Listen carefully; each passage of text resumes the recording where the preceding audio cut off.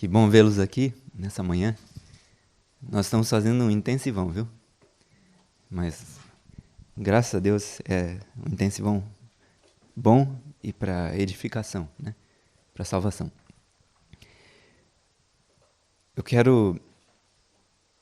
Vamos continuar de onde nós paramos ontem, na questão do desapontamento, o santuário, e vamos ver o que aconteceu logo após o desapontamento. Então, vamos abrir a Bíblia em Apocalipse, capítulo 10. Apocalipse, capítulo 10, é como se fosse nossa certidão de nascimento. Ali, nós temos claramente descrito o grande desapontamento. Eu vou começar lendo a partir do verso 1 e diz assim: Vi outro anjo forte descendo do céu, envolto em nuvem, com o arco-íris por cima de sua cabeça. O rosto era como o sol e as pernas como colunas de fogo. E tinha na mão um livrinho aberto. Esse livrinho é a porção, segundo o Espírito de Profecia, é a porção selada do livro de Daniel que não havia sido entendida. Deus tinha dito para Daniel selar o livro.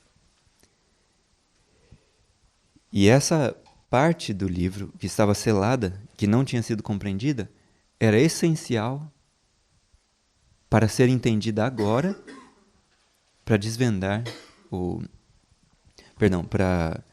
para que o povo se preparasse para a vinda de Cristo. Então, Guilherme Miller, compreendendo a questão da correlação entre um dia profético e um ano literal, como que fez esse desvendar. Foi como se Deus tivesse dado para ele o conhecimento ou a compreensão sobre um tema que aí desvendaria o restante da profecia. Então, verso 5 agora. O anjo que vi em pé sobre o mar e sobre a terra levantou a mão direita para o céu e jurou por aquele que vive pelos séculos dos séculos, o mesmo que criou o céu, a terra, o mar e tudo que neles existe. E provavelmente na sua Bíblia diga assim: já não haverá demora. Essa é uma tradução totalmente infiel ao que o grego diz. O grego diz: já não haverá mais tempo. Mas os tradutores falaram assim: como que não vai haver mais tempo? Deve estar falando de demora. Mas se Deus quisesse falar demora, ele ia usar uma outra palavra no grego. Ele usa a palavra cronos. E cronos é tempo. Então, já não haverá mais tempo. Que tempo? Tempo profético. Então, quando a irmã White fala sobre nenhuma profecia de tempo profético até a vinda de Cristo depois de 1844, é esse verso que ela usa. É esse verso que ela diz. E no inglês diz exatamente isso. Já não haverá mais tempo. There should be time no longer. Ou seja, não vai haver mais tempo. Mas de quando? Não é que não vai haver mais tempo do milênio e tal. Ela fala do desapontamento, 1844, até a segunda vinda de Cristo. Tempo profético. Então não tem nenhum período ali que você vai falar, aqui se cumprem 1290 anos entre a lei dominical e o decreto de morte. Aqui se cumprem 3 tempos e meio. Aqui se cumprem mais um certo período. Não tem nada disso. 1335 dias. Nada disso. Não há tempo profético entre o desapontamento e a segunda vinda de Cristo. Aí, olha o verso 8. A voz que ouvi vinda do céu estava de novo falando comigo, dizendo: vai e toma o livro que se acha aberto na mão do anjo em pé sobre o mar e sobre a terra. Quem que recebeu essa ordem? João. Fui, pois, ao anjo, dizendo-lhe que me desse o livrinho. Ele então me falou: toma-o e devora-o. Certamente ele será amargo ao teu estômago, mas na tua boca doce como mel. Tomei o livrinho da mão do anjo e o devorei, e na minha boca era doce como mel. Quando, porém, o comi, o meu estômago ficou amargo. Vocês veem aqui um paralelo entre o desapontamento e o que a Bíblia está falando? Algo que seria doce como mel. O que é mais doce do que a vinda de Cristo? As nossas maiores, mais preciosas, mais doces esperanças sendo realizadas. Mas que desapontamento que eles passaram. Irmãos, Deus previu que isso ia acontecer. O desapontamento não foi uma surpresa para Deus. Ele previu e deixou gravado na palavra da verdade. Falou assim, vai acontecer isso, mas não se preocupem. Eu estou com vocês. E o que acontece logo após o verso 10, onde diz que o estômago ficou amargo? Qual que é exatamente o próximo verso? O que diz aí?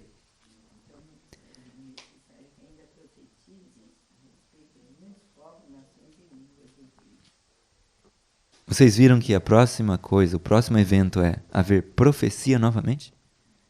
Logo em seguida o desapontamento. Então me disseram, é necessário que ainda profetizes. Ou seja, não acabou a necessidade de profecia. Tem que haver profecia de novo. O desapontamento aconteceu quando?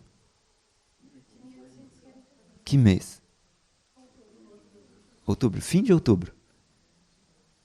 Ellen White recebeu a primeira visão em dezembro de 1844, nem 2 meses depois do desapontamento. Mas então essa profecia não seria a respeito de tempos, profecia profética, seria ensino? A outra função do profeta de ensino? Profeta, profetizar. Sim, ela era a profetisa do Senhor. Mas sabe qual é o título que ela gostava? Mensageira. Porque ela disse assim, eu não tenho problema se você me chamar de profeta, mas eu acho que meu trabalho envolve muito mais do que apenas o trabalho de um profeta. Eu sou uma mensageira. E realmente, irmãos, o tanto de materiais que ela escreveu, 100.000 páginas. Sabe o que é isso? 100.000 páginas. Alguém que mal fez as primeiras séries primárias. E se tornou a maior escritora americana de todos os tempos. Ninguém escreveu mais que Ellen White. De ambos os sexos, tanto homem quanto mulher. Nenhum americano escreveu mais que ela. E 2 pessoas no mundo só escreveram mais que ela. E uma delas provavelmente, muito provavelmente, era só coisa que o inimigo fazia ela escrever. Então, é quase injusto, né? Mas não, Ellen White foi recebendo visões, Deus mostrava e ela escrevia as mensagens de Deus durante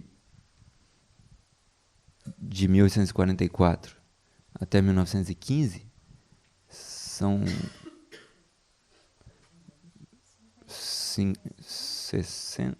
70 anos. 71 anos de ministério, irmãos. Que coisa tremenda. E no fim da vida dela, ela foi na conferência geral, né, a última conferência geral que ela participou, e ela pegou a Bíblia, pôs assim e falou, irmãos, eu vos recomendo esse livro. Ou seja, até o fim da vida, ela exaltava a Bíblia. Pobres daqueles que acham que ler Ellen White faz você não querer a Bíblia.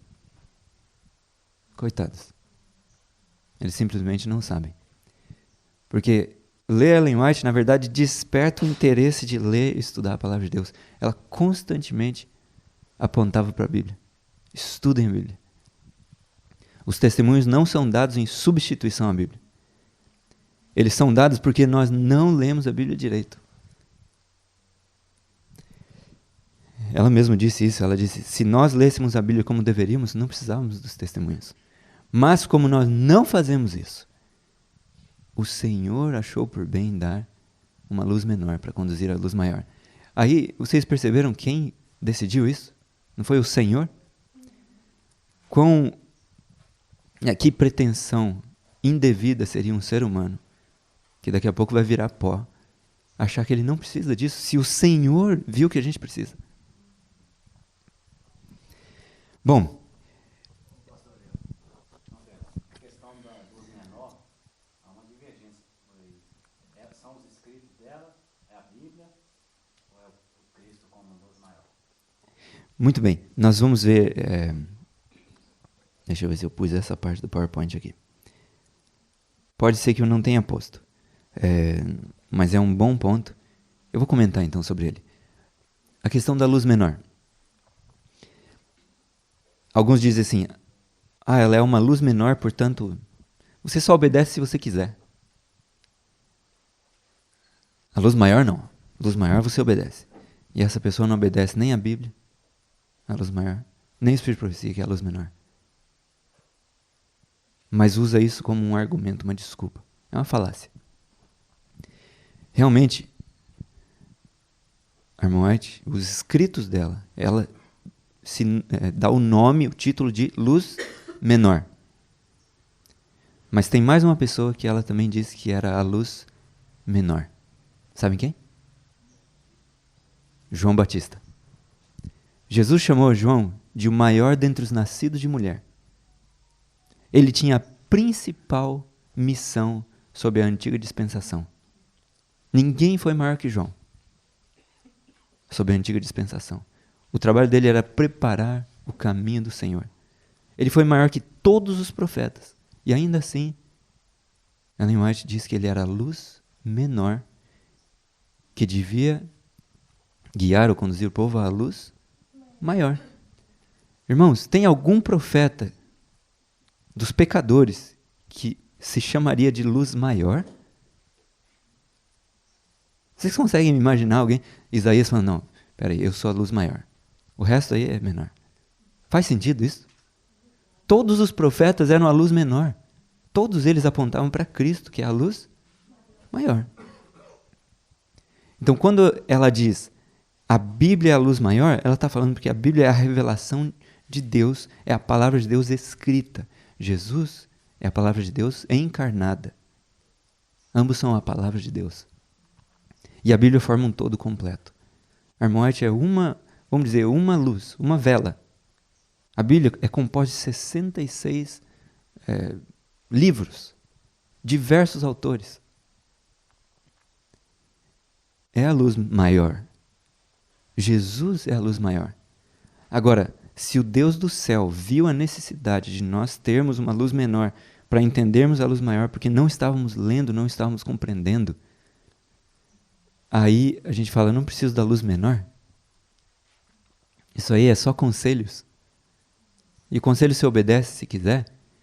Irmãos, o sábio ouve conselhos.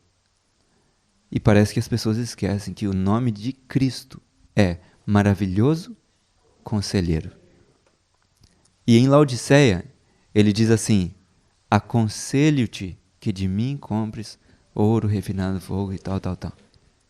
Você pode não seguir o conselho. Mas é assim que Cristo age. Ele aconselha a gente. Por meio do Espírito de Profecia, quem está falando é Cristo. É o testemunho de Jesus. Se a pessoa rejeita aquilo, não está rejeitando Ellen White. Quando o povo rejeitou Samuel, o que Deus falou para ele? Não é você que eles estão rejeitando, é a mim. Não precisa ficar triste por você. Eles me rejeitaram. Com Ellen White é a mesma coisa. Se você rejeitar ela, o prejuízo não vai ser para ela. Eu te garanto. O prejuízo é seu. Muito bem. Então, em dezembro de 1844, Ellen White estava reunida com algumas outras mulheres. E elas estavam orando. De repente, quando chegou a vez dela de orar, ela foi tomada em visão. E algumas pessoas, com, quem sabe, até sinceridade, mas sem conhecimento nessa parte, elas falam assim, olha, o que ela tinha na verdade era em decorrência dela ter tomado uma pedrada na cabeça ou na cara, no rosto, machucou. Então, por isso ela tinha essas coisas que pareciam visões. Então a gente vai analisar um pouquinho para ver se essa declaração passa no teste da lógica ou se ela não passa nem na lógica básica. Tá? Então Então, vamos analisar aqui. Quando Ellen White recebia visões, e eu quero até mostrar essa situação, acontecia alguns pontos, tá? Vamos ler direto do Loughborough aqui. Está escrito assim: quando ela entra em visão, dá 3 arrebatadores gritos de glória que ecoam e ressoam, o segundo e especialmente o terceiro sendo mais fraco, porém mais emocionante que o primeiro, com a voz semelhante à de alguém bem longe de você, já quase não dando para ouvir. Por cerca de 4 ou 5 segundos parece cair como uma pessoa em um desmaio ou alguém que perdeu a força. Como é que começa a visão então? 3 gritos de glória, e aí caía. Então parece ser instantaneamente preenchida de força sobre-humana. Olha os termos que ele está usando, irmãos. Força sobre-humana. Se eu fosse descrever uma cena de alguém caindo e levantando, eu ia falar, a pessoa levantou. Mas como que eu ia falar? Olha, ela levantou e parece que ela tem força sobre-humana. Sobre-humana?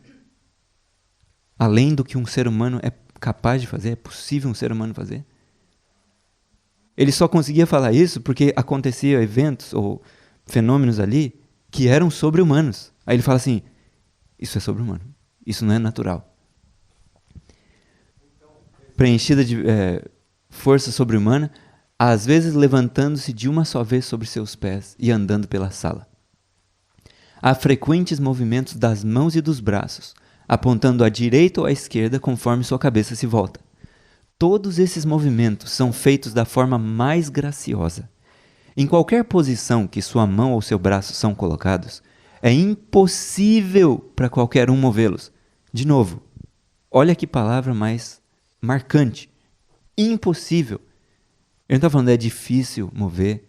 Olha, se você puxar bastante, você move. Se 10 pessoas pegarem no braço dela, você consegue mover a mão. Não, é impossível. Alguém que estava lá, que viu, que presenciou mais de 50 vezes ela recebendo visões, disse, é impossível mexer o braço dela.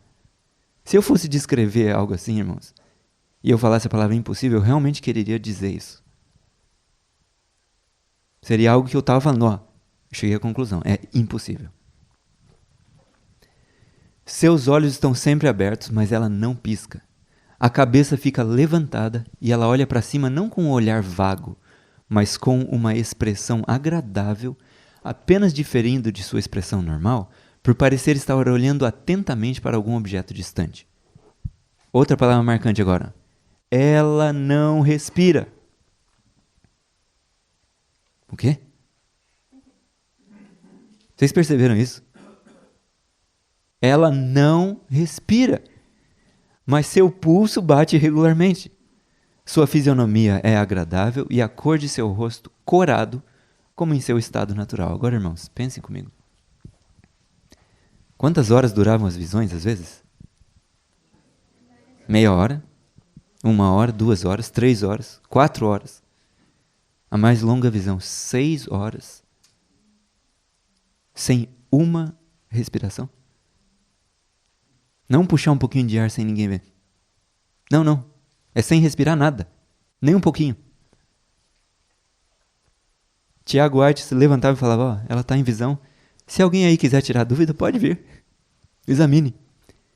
E tinha gente que sabia que isso era tudo mentira. Então ia lá na frente para provar que era mentira e ficava segurando a barriga dela assim.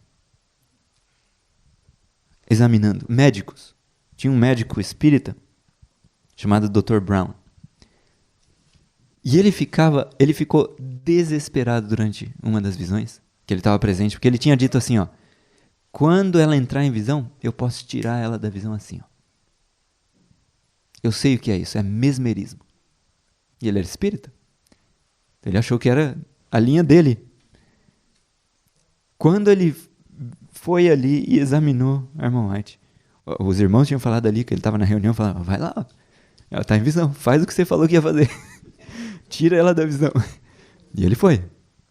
Quando ele chegou lá, Ele fez a análise e ele ficou branco, ele ficou pálido. E ele falou assim, ela não respira. Imagina um médico que está acostumado com a medicina, que sabe como funciona o corpo, de repente ele fala assim, não é possível isso. Isso não é natural. Aí ele começou a ir em direção à porta, o povo falou, volte lá e faça essa mulher sair da visão, como você falou. Quando ele chegou na porta, não deixaram ele sair, até que perguntaram assim, doutor, qual a condição dela? O que está acontecendo aí?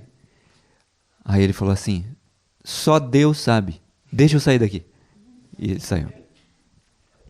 O espírito que controlava esse doutor não estava muito tranquilo na presença do espírito que controlava Ellen White. Teve um médico que segurou o nariz e a boca dela tapados por 10 minutos. Até ele cansar.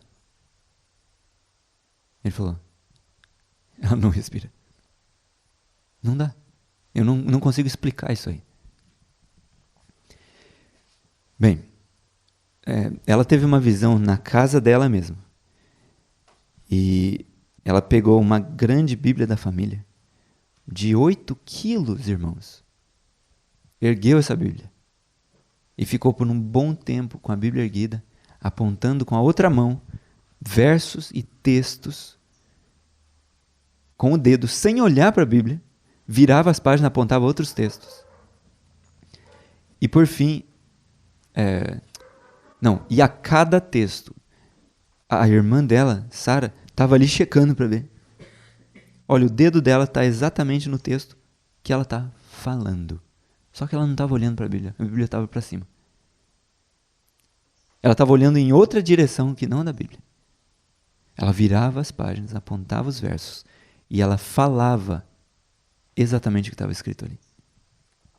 Teve uma vez que ela falou 50 textos, apontando o lugar exato, segurando essa Bíblia de 8 quilos. Agora, irmãos, eu tentei segurar com 2 braços 8 quilos.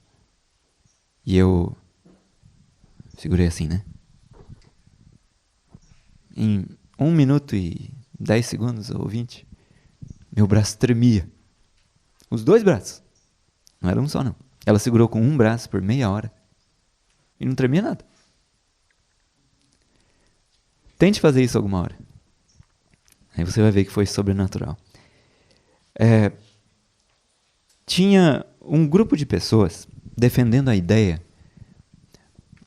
de que trabalho manual era pecado. Isso logo depois do desapontamento. Os grupos de adventistas ficaram espalhados, eles ficaram meio perdidos. Não sabiam o que fazer. O fanatismo começou a entrar, irmãos. E Deus enviou o profeta na hora certa. Porque Deus sabe quando é a hora certa. O ser humano não sabe nada, irmãos. O Deus do céu sabe todas as coisas, Ele é sábio. Nós somos tolos. A gente só pode ser sábio se a gente tiver a sabedoria dEle. Se a gente se humilhar e pedir que Ele nos dê sabedoria. Então o ser humano não sabe nada. Mas Deus mandou na hora certa um profeta, um mensageiro, para ir lidando com o fanatismo e orientando as ovelhas para elas não serem desviadas pelo fanatismo. Teve um grupo de pessoas, eu vou ler para vocês aqui. Está no livro O Grande Movimento Adventista, de John Loughborough, e diz assim: Pouco depois desse acontecimento, Ellen Harmon foi instruída em visão a visitar Pears, no Maine, onde alguns indivíduos acreditavam que era pecado efetuar trabalho manual. O pastor Stephen... perdão, irmãos. Esse aqui é do pastor. Teve um pastor que começou a pregar também que trabalho manual era pecado. E, por fim, ele se sentiu abandonado, se fechou no quarto. Não queria mais falar com ninguém, porque a mensagem dele estava sendo rejeitada. Aí tinham que trazer comida para ele. Quando a pessoa chegou, ele falou assim: foi Deus que enviou você para trazer comida para mim? E a pessoa não sabia o que dizer, como assim? Foi Deus que enviou? Aí ele falou assim: então eu não quero não. E por fim, sabe o que ele fez? Se matou. Ele entrou num fanatismo bem maluco, infelizmente. E é isso que o fanatismo leva. Leva a pessoa a fazer coisas malucas. Nós devemos cuidar com o fanatismo, irmãos. Ser fiel a Deus, obedecer o que Deus diz, não é fanatismo. O fanatismo geralmente vem por ir além do que Deus falou. Pegar uma compreensão errada e aí ir além. Satanás sempre introduz ideias além do que Deus falou, que Deus não pediu, para a gente seguir e fazer loucuras. Por exemplo, só pode comer alimentos que nascem em cima da terra, nada de raízes. Aí você fala assim, ah é? Onde está escrito?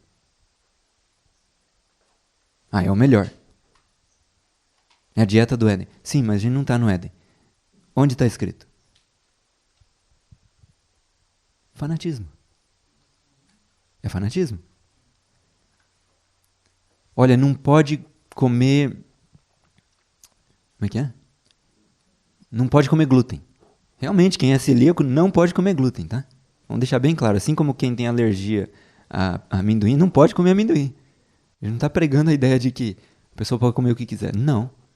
Só que, irmãos, pegar uma regra que para o meu corpo faz mal, porque eu sou celíaco, não posso comer glúten, e aplicar para todo mundo? Onde está escrito isso? Ah, é que o glúten, o trigo da época da irmã White era diferente. Hoje ele está muito pior, então é por isso que a gente não pode comer. Pois é, mas não está escrito isso. Aliás, ela recomenda muito bem o pão. Pão bem feito. Mas é que mudou o trigo. Ah, é? Então Deus esqueceu de prever isso. Mas interessante que ela previu a ideia de que o leite e o ovo da época eram bons, mas que no futuro teria um problema. Isso ela previu. Mas do trigo ela não teria previsto? Irmãos, vamos andar no assim diz o Senhor e não no assim diz o homem? Se houvesse um problema com comer glúten, Deus teria nos alertado assim como Ele alertou quanto a leite e ovos, que teriam um problema no futuro. Mas Deus não fez isso. Agora, você pessoalmente não quer comer? Tudo bem, mas não precisa pregar para os outros e fazer uma regra para os outros. Certo? Eu já vi fanatismo entrando entre nós. Outros pregando contra a azeitona. Que coisa mais... aí mexeu comigo. Irmãos, claro, azeitona com muito sal, você não deve comer bastante. Mas eu pego a minha azeitona e eu lavo, eu tiro o sal, eu deixo ela de molho, ponho na geladeira. Outro dia eu troco a água de novo até ela ficar mais tranquila, sem tanto sal. Aí eu como, irmãos, azeitona é extremamente recomendada no Espírito de Profecia. Ah, não pode tomar azeite de oliva porque é refinado. Olha, irmãos, a Bíblia fala do azeite de modo positivo. A Bíblia fala do suco da uva de modo positivo. A Bíblia fala do pão de modo positivo. Não há nenhuma instrução no Espírito de Profecia falando contra o azeite da oliva, contra o pão, contra a azeitona, contra o suco de uva. Então a gente começa contra o mel. Não há uma instrução. Então quando a gente começa a fazer regras que Deus não fez, o resultado não pode ser outro. Fanatismo vai entrar. Nós não estamos seguros confiando em opinião humana. Nós estamos seguros confiando no assim diz o Senhor. Passou disso, você fala assim, ó, se você não me mostrar que está escrito, eu vou continuar fazendo o que eu creio ser o certo. Eu estou seguindo a luz que Deus deu. Vamos concordar entre nós de que nós vamos seguir apenas o que Deus falar e não ideias humanas? Vamos fazer isso? Passou da revelação? Cuidado. Tá? Eu não estou falando para não usar a lógica da ciência, por exemplo, rejeitar drogas. Se bem que Ellen White já falou para cuidado com as drogas, mas eu estou falando drogas que não existiam na época. Rejeita as que forem más. Mas você não precisa rejeitar, por exemplo, antibióticos. Ah, não vou tomar antibióticos porque Ellen White não falou nada disso. Não é isso. Eu estou falando de comidas, alimentos que o povo começa a fazer regras além do que o Senhor diz, eles conhecem mais que o Senhor. Então, cuidado com isso.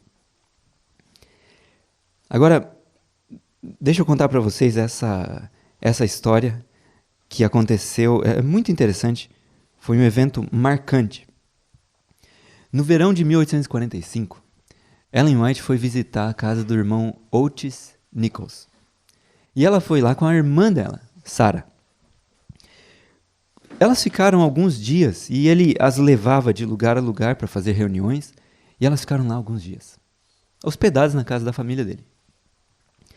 Havia um grupo de fanáticos em Boston, e perto de Boston, que a principal mensagem deles era: venda o que vocês têm e deem esmolas. Eles consideravam o trabalho manual pecado. Depois do desapontamento, eles entendiam que não precisavam mais trabalhar. E como que ia sustentar os pobres? Dando dinheiro para eles. Ninguém precisava mais trabalhar. E os líderes desse grupo se chamavam Sargent e Robbins. Tinha mais um homem, French. Sargent e Robbins vieram até a casa do irmão Nichols e falaram assim: olha, a gente precisa dormir aqui essa noite. O irmão Nichols ficou muito feliz, porque ele queria que eles conhecessem Sarah e Ellen Harmon. O nome de Ellen White antes, em vez de Ellen White, era Ellen Harmon. Era o nome de solteira dela. Ellen Gould Harmon. Não é Gold, não, tá? É Gould. Eles, quando ouviram que Ellen e Sarah estavam ali, na verdade a gente não queria ficar aqui, a gente só veio passar mesmo, mas nós vamos para outro lugar. Eles estavam fugindo das revelações, porque condenava o trabalho deles, condenava a missão que eles estavam tendo. O Sr. Nichols ficou tão triste, ele falou: mas nós queríamos que vocês conhecessem a elas. Mas não vai dar dessa vez. E quando que a gente pode, então? Venham na reunião em Boston no próximo sábado. Eles diziam sábado, perdão, no próximo domingo. Eles ainda não haviam aceito a questão do sábado, do 7º dia. E aí eles falaram assim: a gente quer ter o privilégio de ouvi-la. Só que eles tinham na manga uma carta. Eles não estavam indo para Boston no próximo sábado. A reunião ia ser em Randolph. Então o Sr. Nichols falou: tá bom, estaremos lá na reunião, em Boston. E quando, naquela noite, depois do culto familiar, Ellen White foi tomada em visão. E após voltar da visão, ela disse assim: irmão Nichols, amanhã não irei a Boston. O Senhor me revelou que devo ir a Randolph. Agora, irmãos, me digam, uma pedrada na cara ajuda você a ter esse discernimento? Pense comigo. Uma pedrada na cara ajuda você a ter força sobrenatural? Faz sentido lógico isso? Ou ajuda você a ficar 10 minutos, meia hora, 2 horas sem respirar e conversando e falando, só que não sai o ar? Que pedrada maravilhosa foi essa? Não é verdade? Tem uma força assim tremenda. Então, irmãos, esse tipo de opinião a gente descarta, certo? Fala assim: obrigado. Mas não. Até a própria lógica já condena essa opinião. Então, o Sr. Nichols, ele tinha grande cuidado quando ele dava a sua palavra, e nós devemos ser assim também. Ele falou assim: como que a gente vai para Randolph? Eu prometi que a gente ia para Boston. Ela falou: não se preocupe, você vai entender quando a gente chegar lá. Ele ficou assim: nós precisamos ir para Randolph. Ele falou: bom, não tem nenhum jeito de vocês irem se eu não levar vocês. Eu só não sei o que eu vou dizer para os amigos lá em Boston. Ela falou: não se preocupe, você vai entender quando chegar lá. E eles foram então para Randolph. Se eles tivessem ido para Boston, eles iam ter feito um triângulo e não daria tempo de chegar a tempo da reunião, chegando em Boston e vendo que a reunião não aconteceu ali. Eles iam perder a reunião e ia perder totalmente o plano. Mas eles foram direto para Randolph, cortaram toda a trama que os outros tinham feito, todo o engano. Chegaram na hora da reunião em Randolph e aqueles homens ficaram assim: como que é possível? Aí o Sr. Nichols falou: ah, agora eu entendi. Eu entendi, fez sentido. Tava todo mundo lá, eles tinham pensado que eles tinham ludibriado Ellen, Sarah e o Sr. Nichols para irem para uma outra cidade onde não ia ter reunião. Mas eles, por orientação de Deus, chegaram no lugar certo. E chegando lá,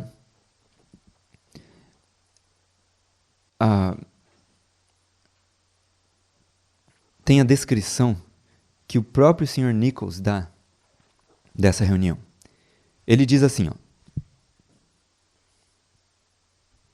a irmã White foi tomada em visão em meio a extraordinárias manifestações e prosseguiu falando em visão até por volta do pôr do sol, com voz clara que podia ser bem entendida por todos presentes.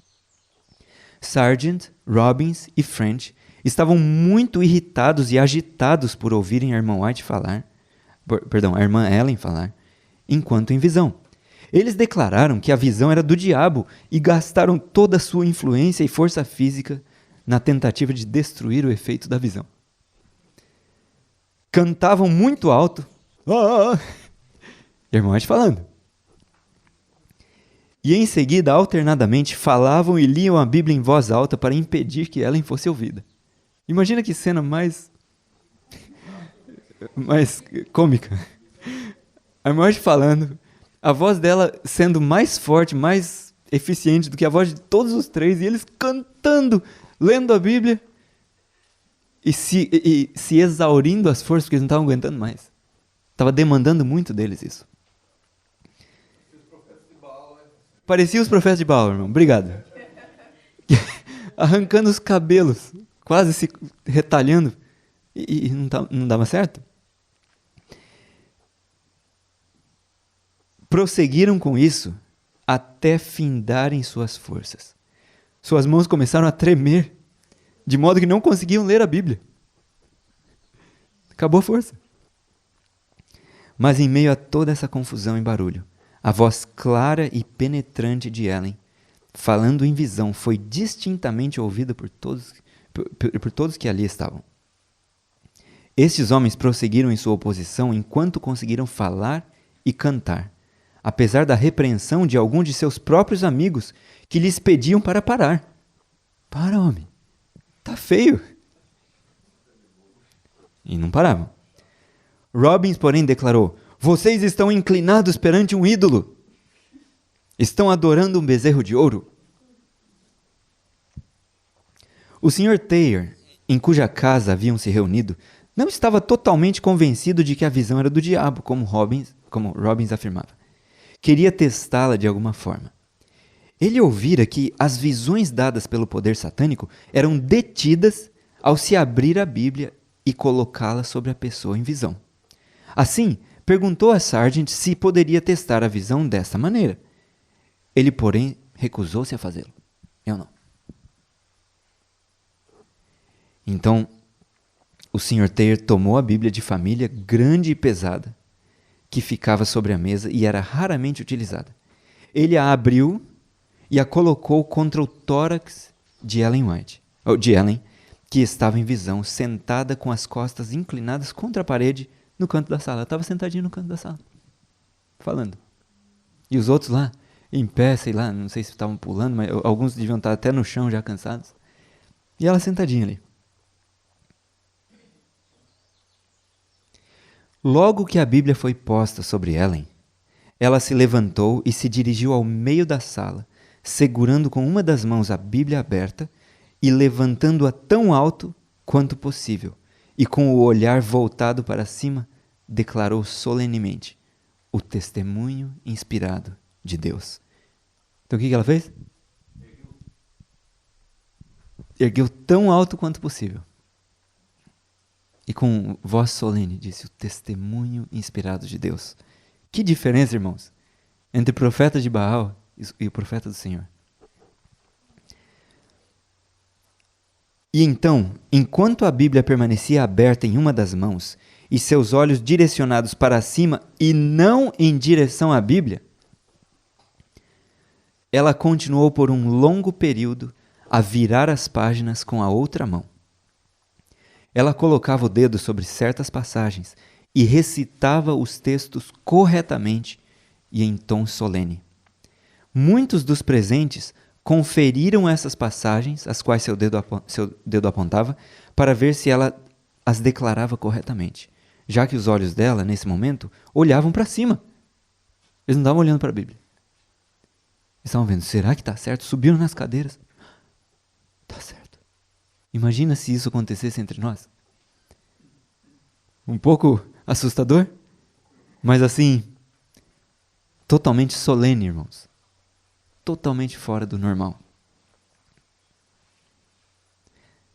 Algumas das passagens mencionadas constituíam juízos contra os ímpios e blasfemadores. E outras eram admoestações e instruções com relação à nossa condição atual. Ela continuou nesse estado a tarde toda até o pôr do sol. Quando saiu da visão, quando ela se pôs de pé, segurando na mão a pesada Bíblia aberta, andando pela sala e declarando as passagens das Escrituras, Sargent, Robbins e French foram silenciados. Durante o resto da tarde, eles e muitos outros ficaram perturbados, mas fecharam os olhos e enfrentaram a situação sem fazer qualquer confissão quanto ao que sentiam. Que triste, irmãos. Em vez de receber a palavra repreensão, fecharam o coração. Vocês perceberam como Deus atuou? Como foi algo sobrenatural? Então, irmãos, nas palavras de Ellen White, ela diz assim, ou as visões são de Deus, ou elas são do diabo. Não há meio termo. E cabe a nós estudar o que ela escreveu e ver se é de Deus ou do diabo. Não é algo que só vem dela, porque existe o sobrenatural envolvido. Nosso dever é, estude. Ou é de Deus, ou é do diabo.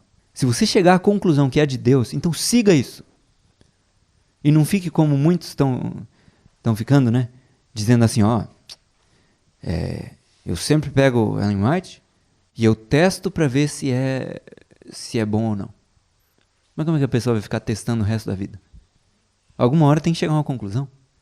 Se ela viu que é bom, que é de Deus, então começa a seguir. Mas não.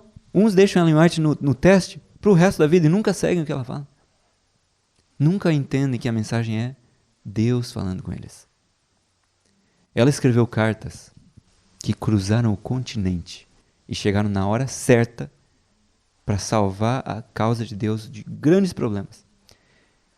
Ela viu pessoas anos antes que ela nunca tinha visto, mas ela viu em visão.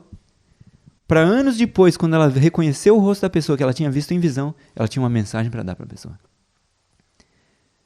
Ela teve uma visão em Salamanca, Nova York, que aconteceu em novembro, e em março houve a conferência geral. Ela não lembrou a visão, ela não conseguia falar. Ela lembrava que era marcante, mas ela não lembrava o conteúdo da visão. Quando ela foi falar a visão, no dia seguinte que ela teve a visão, não saía nada. Ela entendeu, não é hora de falar. Posteriormente, ela tentou falar de novo, ela tentou falar na igreja e não saía. Ela travava na hora de soltar as palavras. Não era hora de falar. Quando chegou a conferência geral, em março, estava tendo uma discussão à noite sobre o tema de liberdade religiosa. Após a reunião do sábado, ou seja, o sábado aconteceu, eles tiveram as reuniões, de repente, à noite, eles tiveram uma reunião a portas fechadas. Quem estava lá presente? Ballinger, que ainda estava fiel à igreja, a Deus. Jones, também.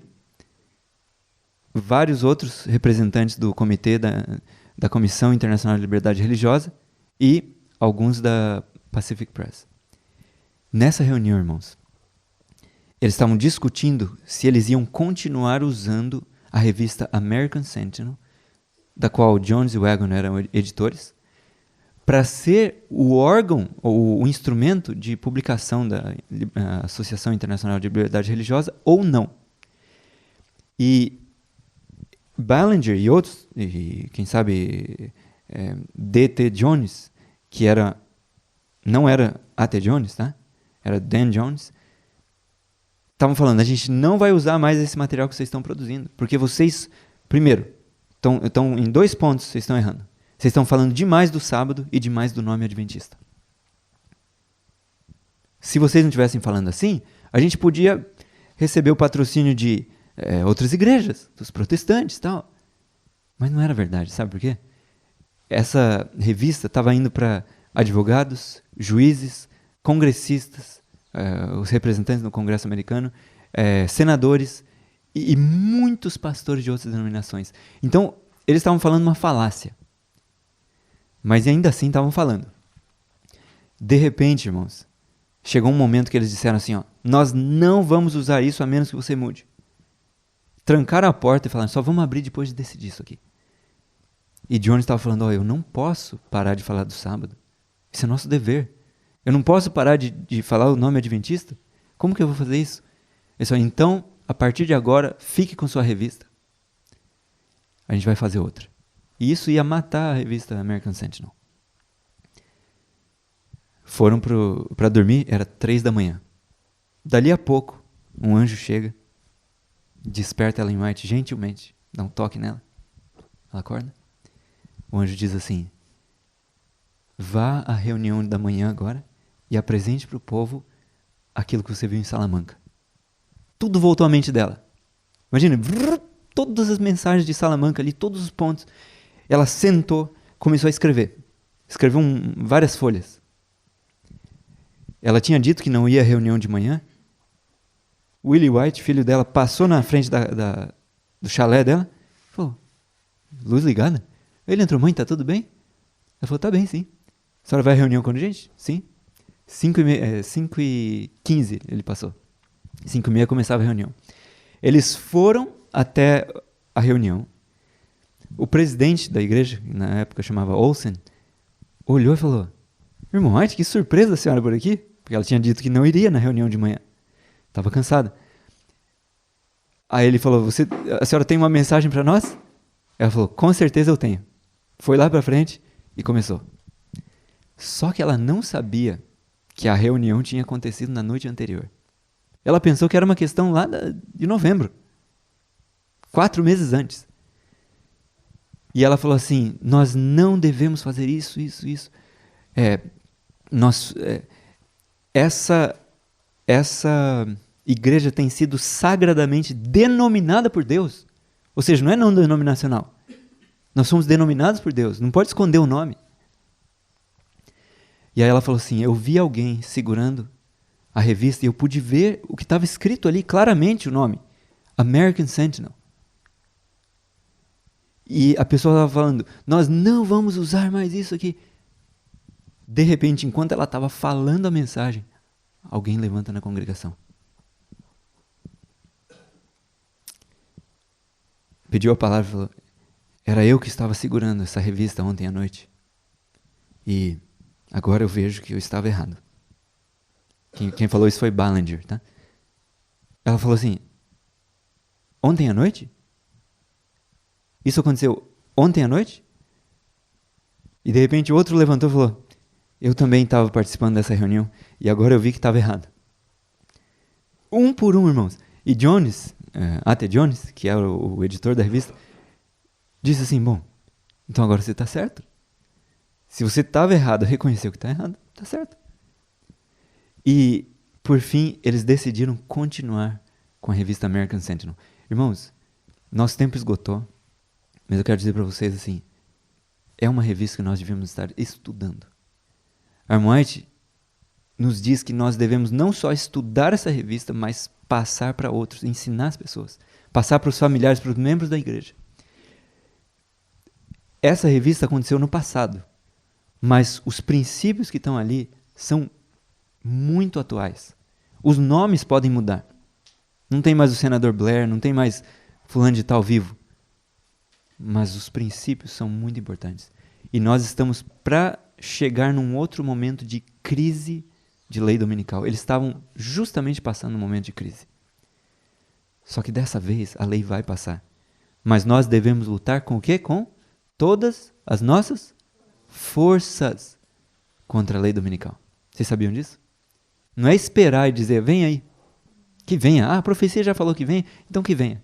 Vocês sabiam que Ellen White fala, se nós tivermos essa atitude, Deus não vai nos defender? Nós devemos fazer tudo o que estiver ao nosso alcance para derrubar a lei, para lutar contra ela, para impedir ela de vir e para alertar a população sobre o que está vindo. Sobre os resultados de lei dominical. O que é isso? Perseguição, aprisionamento e morte. Adventistas estavam sendo aprisionados e alguns estavam morrendo na época deles. O próprio filho de Ellen White foi aprisionado por quebra do domingo. Essa revista, no site ellenwhiteaudio.org, se você for no inglês, tem a parte de e-books pioneiros. E você vai ter todas as revistas da American Sentinel. Todas as edições são de 1866 a 1900, então são 16 volumes, eu acho, ou 15 volumes. E você tem muitos outros materiais. Alguns materiais estão sendo traduzidos. Se você quiser ler mais sobre liberdade religiosa, leia o livro Lei Dominical Nacional, que é o argumento que Jones fez contra a lei dominical no Congresso americano. Leia o livro As Duas Repúblicas, que está para sair, em português. Leia o livro Império Eclesiástico, que algum dia deve sair em português também. E tente pegar materiais em inglês e usar de algum jeito. Tá? Seria muito importante se os adventistas soubessem inglês. Invista nisso, porque sua esfera de utilidade vai aumentar. Irmãos, que Deus nos abençoe. Nós terminamos aqui. Tinha muito mais a ser falado, mas o tempo, infelizmente, é limitante. Tá bom? Vamos nos colocar de pé? Senhor Deus, louvado seja o teu nome, porque o Senhor tem cuidado de nós. O Senhor tem nos preparado para os eventos que vão chegar sobre a terra. Ajuda-nos a crer na tua revelação. Ajuda-nos a jamais colocarmos a nossa sabedoria, que não passa de loucura, acima da tua sabedoria. Ajuda-nos a nos colocar na posição certa que devemos estar, de humildade e submissão à tua vontade. Conduze-nos, Senhor, fortalece-nos, guarda-nos de todo o poder das trevas, guarda-nos de nós mesmos, ajuda-nos a andar no caminho da salvação. Nós nos consagramos a Ti, consagramos todas as pessoas que estão aqui a Ti e ao Teu serviço. Abençoa esse lugar, abençoa essa escola e nos usa no Teu serviço, Senhor, para a salvação de muitas almas. O Senhor pode fazer isso. Nós pedimos isso em nome de Jesus. Amém.